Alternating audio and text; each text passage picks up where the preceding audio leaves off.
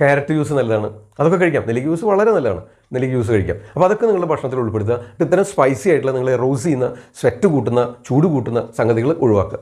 Non veg പ്രത്യേകിച്ച് ഒഴിവാക്കുക. അതുപോലെ നല്ല ഇനി പറയുന്നത് ശ്രദ്ധിച്ച് കേൾക്കുക. മെഡിറ്റേഷൻ, പ്രാണായാമം വളരെയധികം ഗുണം ചെയ്യും.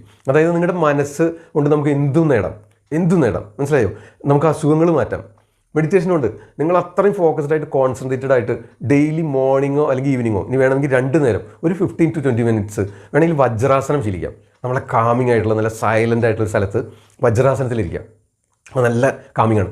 ഡയബറ്റീസും കുറയ്ക്കാനായിട്ട് സഹായിക്കും വജ്രാസനം. മനസ്സിലായോ? വജ്രാസനത്തിൽ ഇരുന്നിട്ട് നമ്മൾ മറ്റെല്ലാ ചിന്തകളും, മറ്റു നോയ്സ് ഒന്നും പാടില്ല. നല്ല കാമായിട്ടുള്ള ഒരു സ്പേസിൽ നിങ്ങൾ നല്ല വൃത്തിയുള്ളൊരു തുണി വിരിച്ചിട്ട് അതിൽ വജ്രാസനത്തിൽ ഇരുന്നുകൊണ്ട് ശ്വാസം പതുക്കെ നീട്ടി വലിക്കുക ഉള്ളിലേക്ക്.